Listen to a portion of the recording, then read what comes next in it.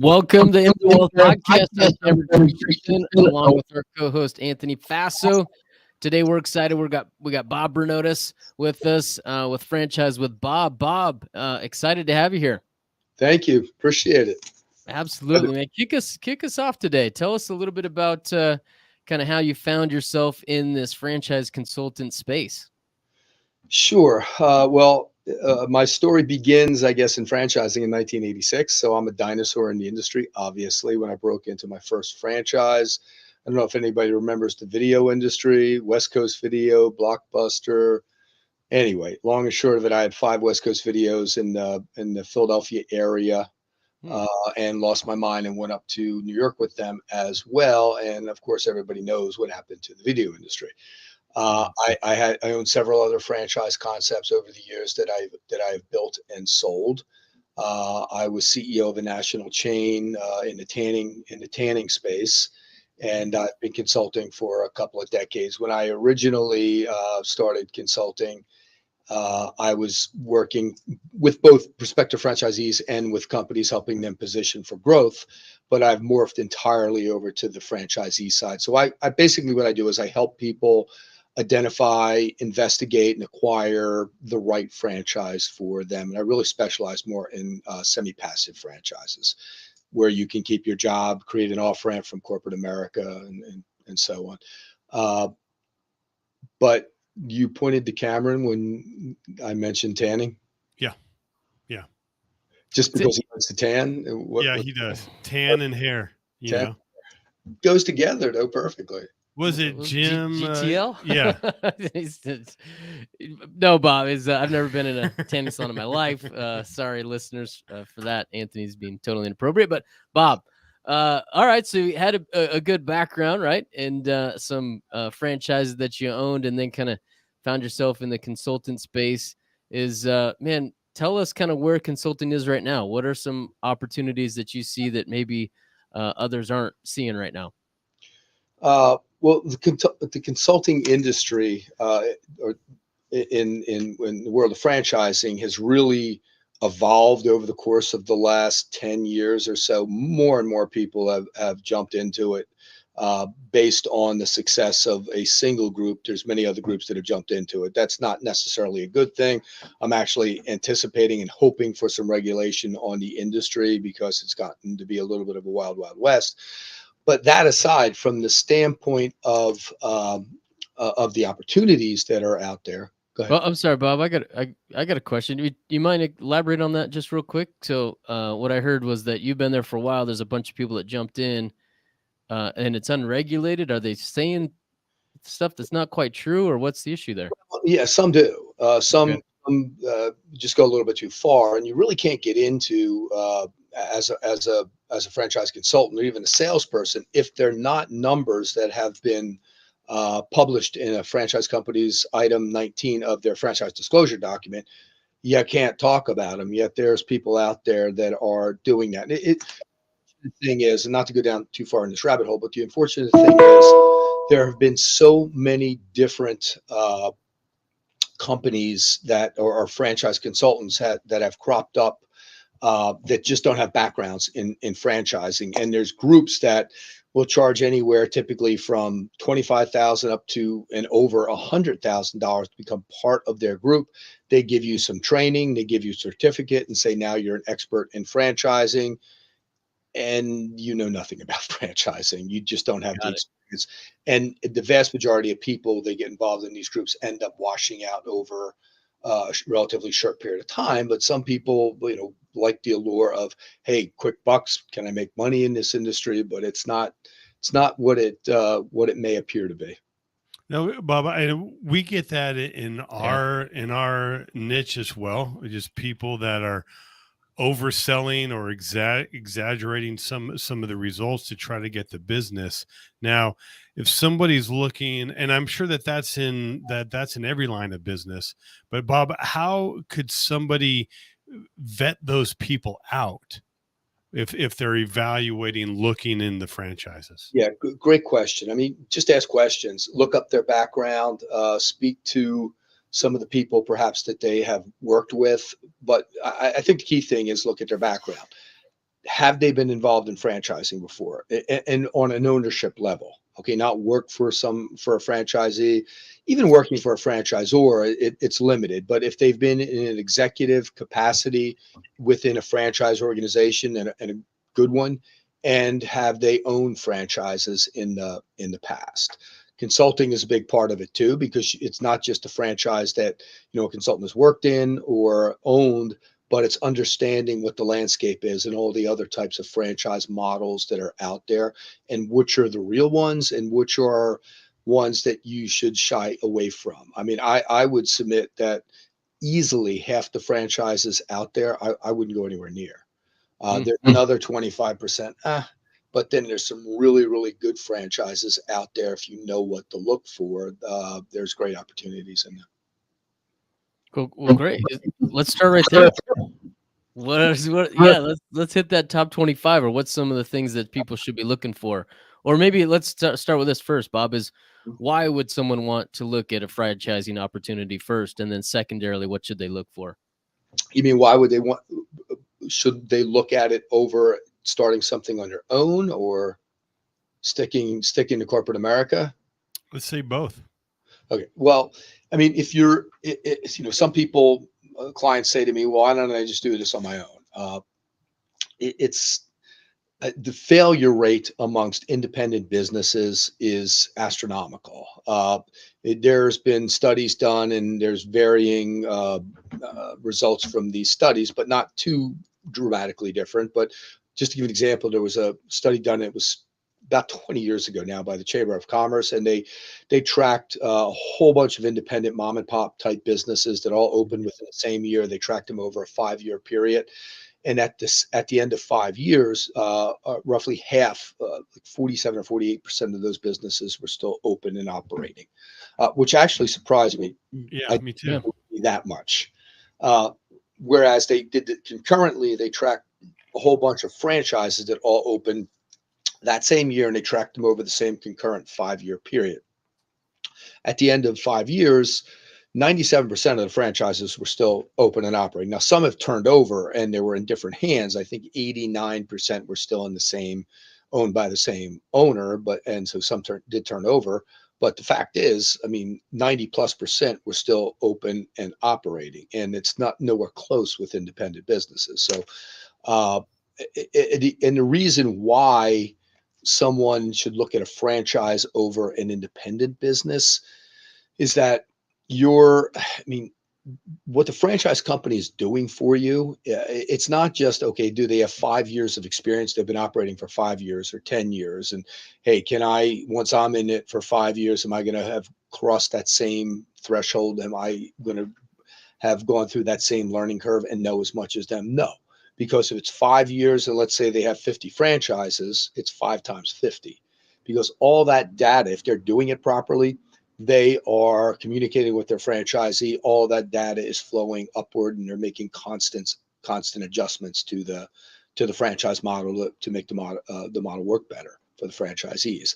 In today's world, franchising is not like it was 30 years ago, when somebody could put together $1 million, $500,000, put together a franchise agreement. Let's say they opened, a little small restaurant, a QSR type restaurant, and they had some success with it. They opened a second one. That one was pretty successful, and it was the next town over.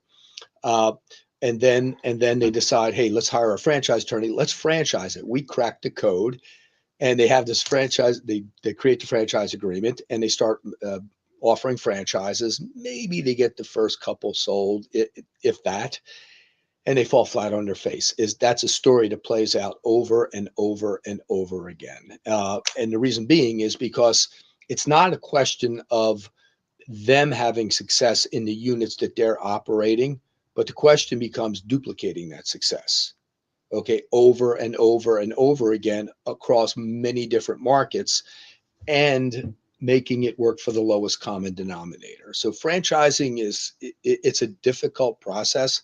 The companies that make it now are companies that are really well backed. I mean, it's not, $1 million anymore. It's tens of millions of dollars to go into these franchise systems to launch companies properly.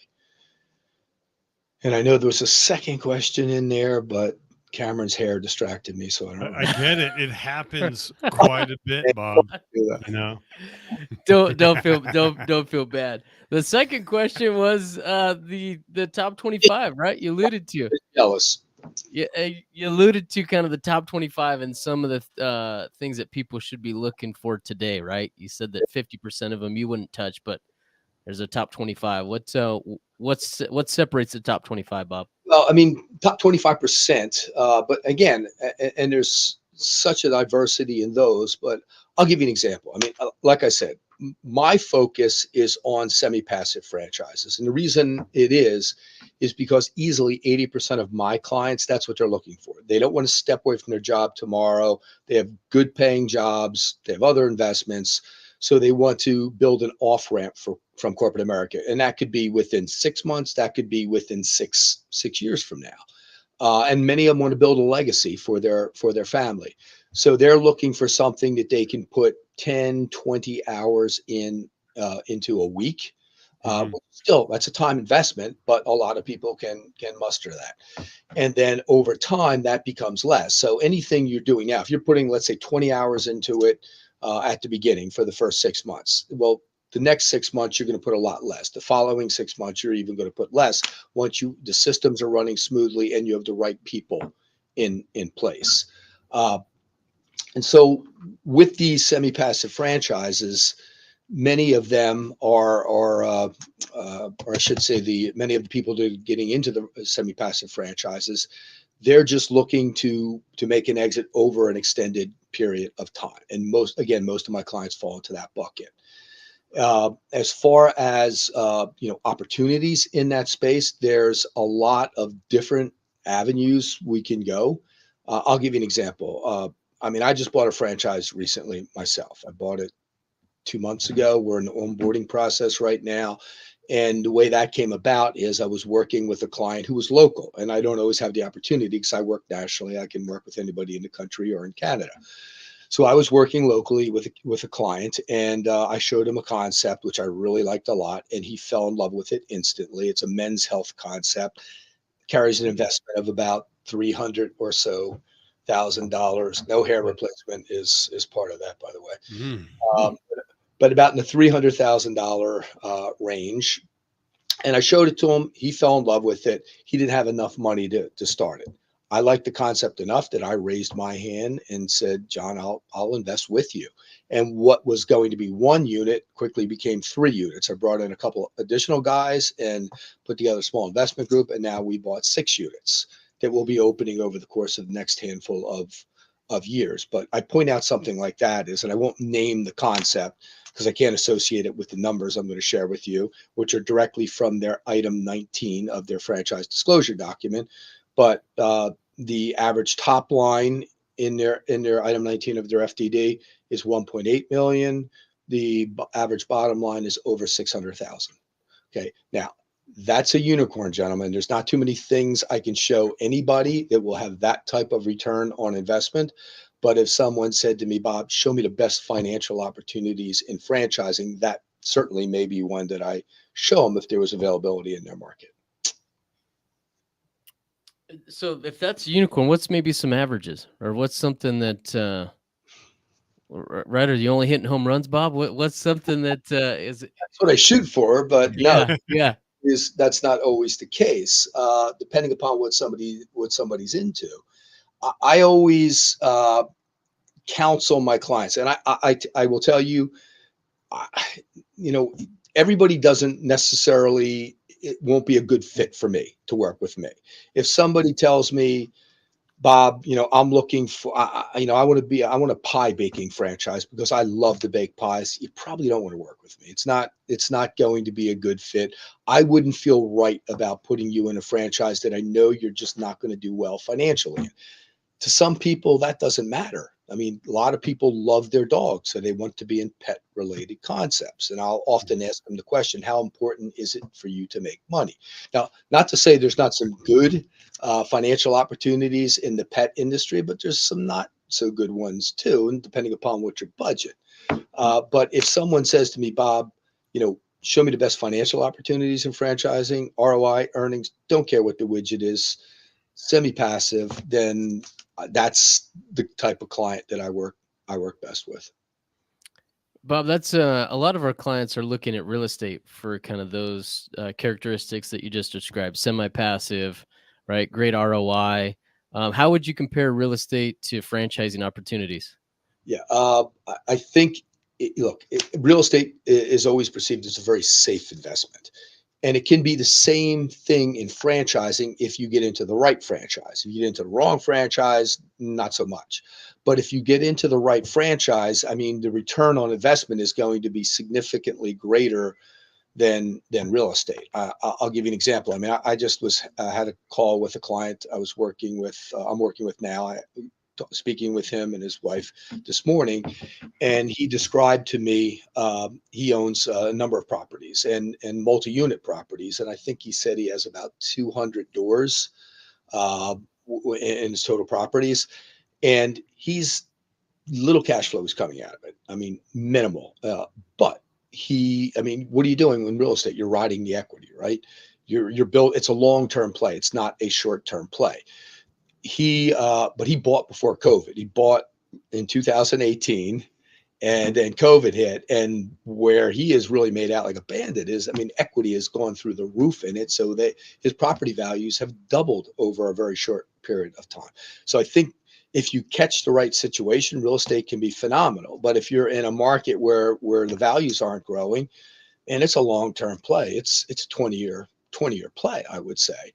Whereas franchising, if you get into the right franchise, and let's say, I'll give you another example. I've placed a lot of my clients into a concept. They do gutters, something really innocuous. I mean, boring. It's certainly not a sexy business, but $250,000, $300,000 range to get into this concept. But the average top line is 1.7, and they drop like 25%, close as much as 30% to the bottom line on an investment that is sub 300K. And so with something like that, if you bought a franchise and you started building it, and let's say 3 years into it, you're hitting those numbers, what is that franchise worth? So if you're dropping, say, nice round number, 500K to the bottom line, I mean, it should be worth a 3 to 5 multiple of earnings. And most franchises that are profitable are sold for. So that would suggest it could be sold for, quick math, 1.5 to 2.5 million on an investment that they may have made of $300,000 initially. Now they may have added some vehicles and personnel over time, so maybe they had $450,000 into it. But when they sell it, I mean, you're building equity at a much more rapid rate, and that could be within a 3-year period. One of the franchisees with that concept that I put into that concept, his first year he did 1.6 million. Second year he told me he'll finish up this year somewhere between 3.2 and 3.4. And again, it wasn't a significant investment. Okay, great, Bob. So you mentioned a couple of different opportunities, and they were both around 300,000. Is that typically the average investment needed? No, I mean, it's all over the place. I mean, I can show you concepts that are $7 million investments that are still good investments, but the ROI isn't going to be the same. But many of them, I would suggest that you're starting around on the low end 150 and going up to anything to get into a decent, but a lot fall in the 150 range to 400K range that I think are really good investments and will have a significant return on investment. The looking at those types of concepts, for instance, it's going to be dramatically different. Okay. I mean, I can show you, to me, it doesn't make sense to look at concepts that are like a $5 million investment, like a Big Blue swim school or something, not to knock them in any way. I mean, you could drop $500,000 reliably to the bottom line. But I mean, it's a $5 million investment. So that to me does not make sense. There's so many things you can get into and scale and build into something significant without making a huge upfront investment. I would say, but Bob, we have a lot of clients, and I think you mentioned the 150 to 200 range. I would say most of our clients are looking at real estate investments around that range. So just being comparable, what are some opportunities that they might be presented with in that under $200,000 range? So quick question to that. Now, is that the $150,000, $200,000 range? Would that be the all in it? Would that be their cash portion and then a leverage, or would that be they wouldn't want a property more than 150, 200? Great point. So if someone's got 200,000 of cash, what would they require, right, to have backing them up for some sort of franchise opportunity? Maybe start there. Yeah. Well, I mean, my typical client, or I'd say the starting point is maybe, and to get into franchising, maybe 50K liquidity and $250,000 net worth. But if Okay. somebody's coming to the table and they say, hey, I can invest $200,000 into something, we could probably look at concepts all the way up to $1 million. I mean, SBA, for instance, they want about a 20% capitalization. Now, I'm not saying we should look at those types of concepts, but if somebody wants to put 200K into something, there's lots of things that we can look at that would be considerably less expensive that they can just have, they can capitalize to a greater extent. They could have more, they could have less debt into it. But yeah, I mean, just to give you an idea, I mean, a lot of the things that are the better investments and lower cost investments fall in the home service category. And believe me, it's not a sexy category, but it's a very lucrative category. Anything having to do with the home, like gutters, I had mentioned, that's one type of concept. But what's driving that category is the fact that number one, baby boomers were the do-it-yourself generation. They've pretty much aged out of that at this point. And younger people's attitude, for the most part, is, hey, my time's too valuable. I'll hire somebody else to do that. So that's part of it. It's a fragmented mom and pop industry that is ripe for roll-up. So you see more and more franchise players coming into that category at this point. Plus, you have a situation where young people aren't going into the trades any longer. Very few are going into the trade. It's leaving a massive void. So there's more and more opportunity to get into these spaces. And what I find most interesting is a lot of these companies, these franchise companies, have really smartened up and they have introduced semi-passive models. What I mean by that is, I mean, typically franchise investors would invest in brick and mortar retail. Could be a small restaurant, and then start to scale it and open a second, third, fourth, or beauty or boutique fitness, and then open multiple units over time and have a manager running each one and a general manager overseeing the managers. They didn't get into the service space because there weren't semi-passive opportunities. They couldn't operate them like that. But now more and more of these companies are developing the tools necessary to support franchisees on a part-time basis. They just develop a stronger platform and support you at a higher level. One example, let's say if it's something that is sales, really, you use that gutter concept, for instance. Mm-hmm. So the reason that can be done semi-passive is one of the tools they developed is a national call center. So when you as a franchisee, when you plug into their prescribed marketing and advertising, it's all laid out for you. And the calls start to come in, the emails start to come in, they go directly to the national call center. They take those calls, they convert it in for your salesperson because you're on the same software platform that they are. Salesperson shows up, wins the job, schedules the labor. So more and more of these types of companies or franchise investors, I should say, are getting into these types of concepts. Great. Babu, who would you say that the franchise model, who is it good for? What sort of attributes should somebody have? Great question. It's not necessarily what you think. Give him a nod. He did good. Bob, I don't know if you've noticed, I've asked some good questions too. But no, I don't think he has. I don't think he has. Reciprocation there. All good. So what I have, now I forgot the question. Hit me with that again. Who is franchising good for? Yeah. So what most people would think of is they're entrepreneurs. They're not. It's people coming from corporate America.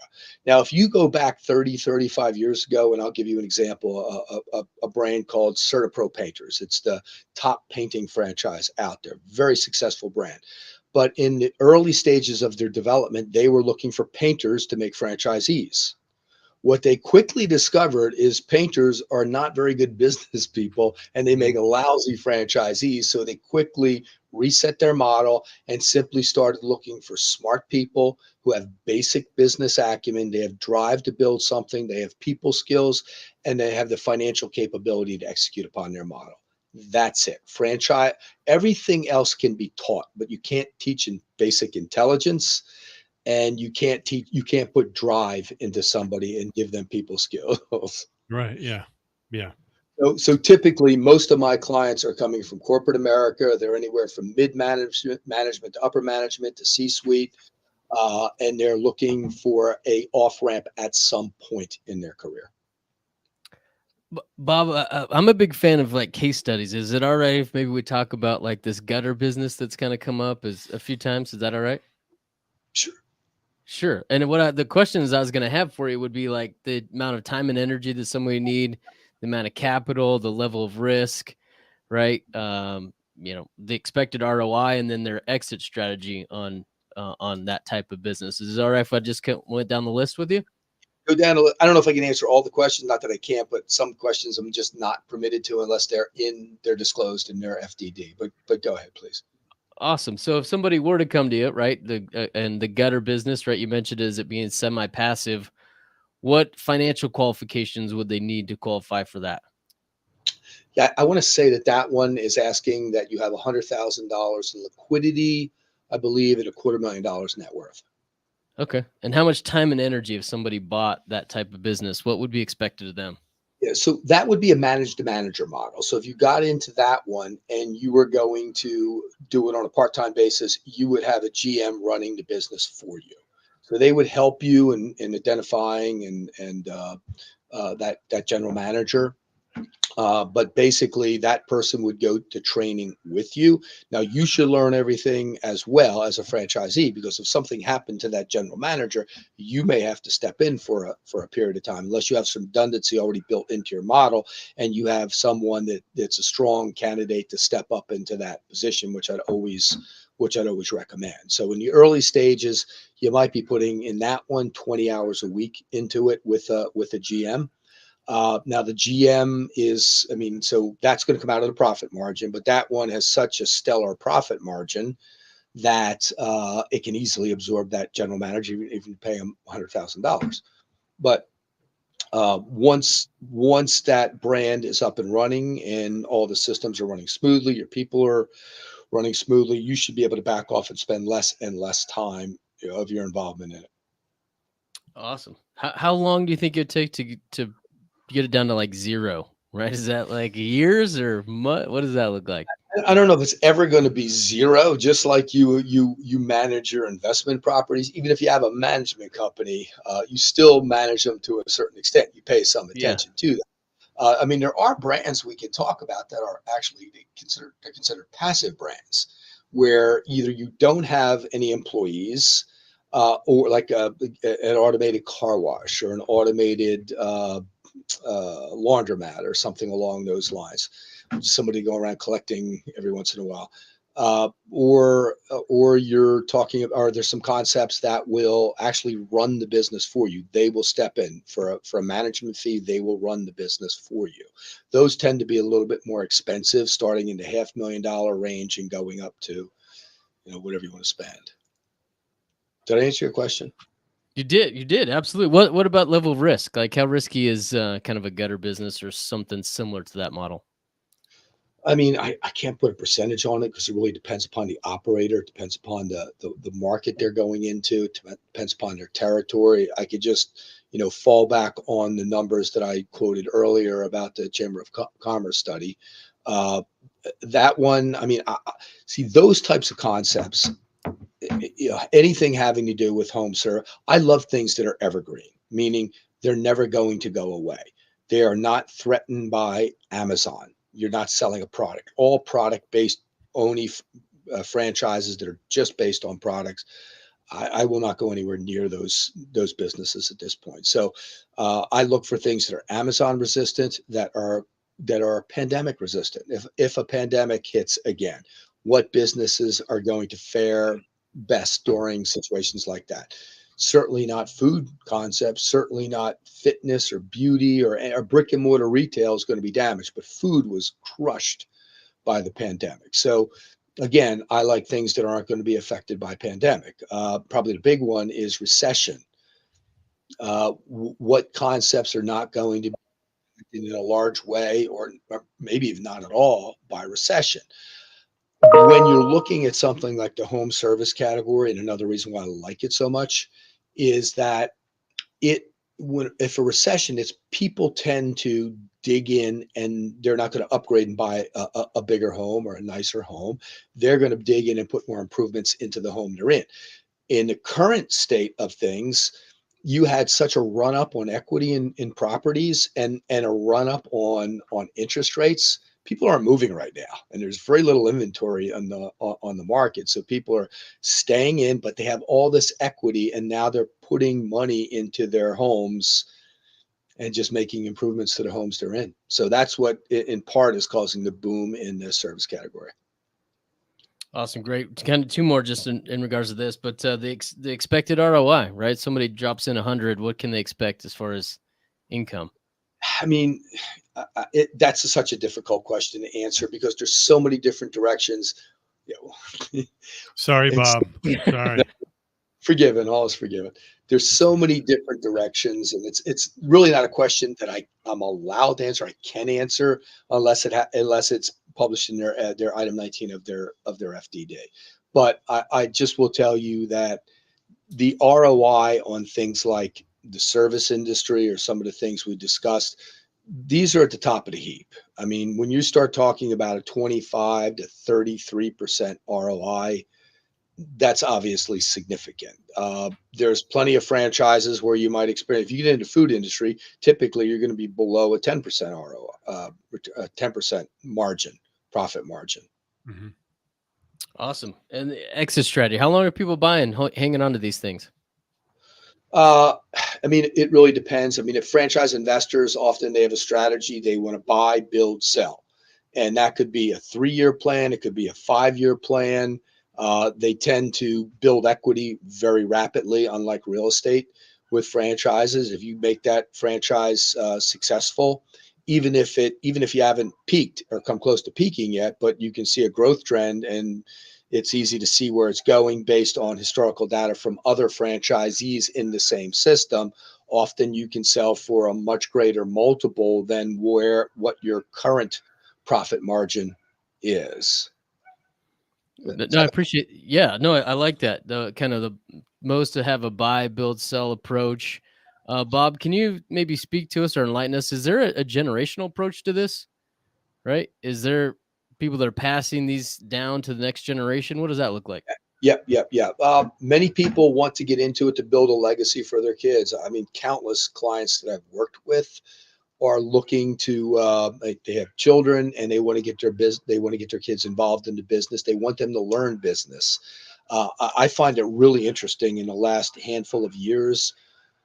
So I mean, people are deciding, hey, I'm not going to send my kid to college. My kid doesn't want to go to college, and you know what? I don't see the same value in college that I saw 25 years ago. And so a lot of kids are not doing it and getting into trades. I mean, I have a son engineering, so he's already gone. But my 4 daughters, and if I'll tell you what, if they were guys, not to be sexist about this, but I would push them towards the trades. Learn a trade, and then start your own business in that trade. I see so many people having success with that, and that's what these franchise models can give you a shortcut towards. Did I answer your question? Yeah, yeah, I, yeah. Bob, you had answered who this is for. Who are franchising not for? good question. That's a look at him again. Franchising is not for those who are strictly entrepreneurial. People who just, I'm going to do it my way. I know the best way to do it, and they don't want to follow a model. I mean, the value that you get when acquiring a franchise is that you're buying a proven business model. They've already proven it multiple times with multiple franchises over multiple markets. So the model is pretty much proven. Follow the model. Can there be improvements to the model? Sure. Can you make suggestions? Sure. and the better companies have a conduit for taking those suggestions, and the better ones implementing those suggestions. But if you're someone who, you have other businesses and you just want to do it your way and you don't want to follow a franchise model, if you're going to butt heads with them, franchising is probably not going to be right for you. Okay, Bob, I had one last question. What is a common myth about franchising? I think it's probably something that I already mentioned, and I'm looking upwards because I'm searching for this and I don't remember. Uh, that franchising is something that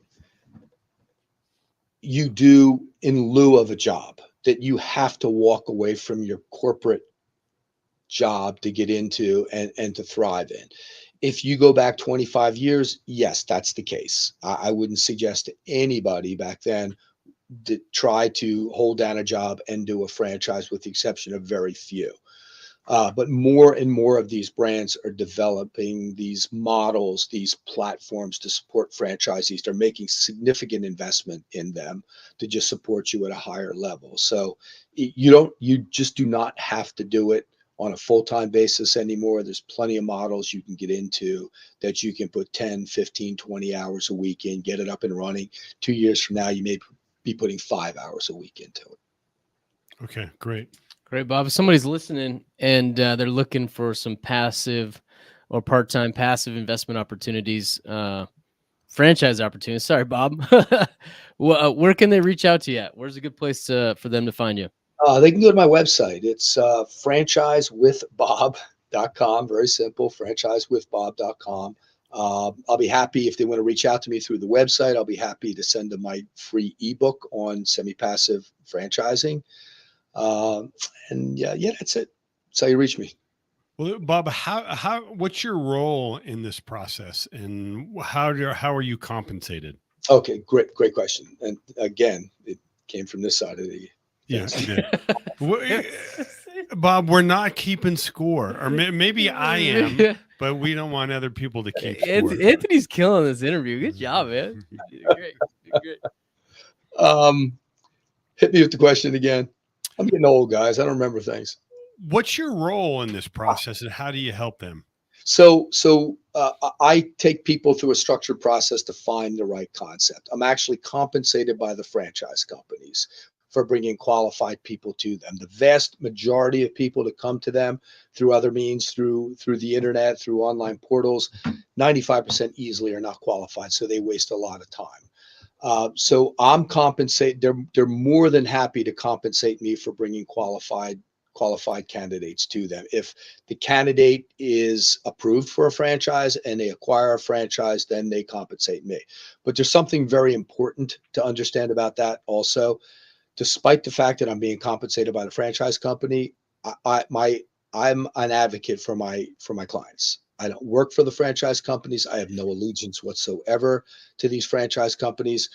I only care that we find the right one, because I can take you to any of these companies out there. They're all more than happy to compensate me. And it doesn't matter if it's a $150,000 franchise or a $1.5 million franchise. The compensation level to me is virtually the same. Might have a 10 to 15% variance. That's it, because it's based on the franchise fee, and all the franchise fees, there are not a lot of variance in those. Great. Gotcha. Good to know. Great, Bob. Thank you. Really appreciate your insight and the overview today. Thank you, Bob. Thank you, guys. Really appreciate you having me on, and I love the back and forth zingers. They were. Me fun. Too. But it clearly one side won today. So. Oh, clearly. You know, he won the zingers and he won the questions. We're partners. Questions we're partners, were phenomenal. All right, we don't keep score. But if we were, but we're not. Okay, Bob. Thanks again for your time and information. Go make it a fantastic day. Take care. Thank you, guys.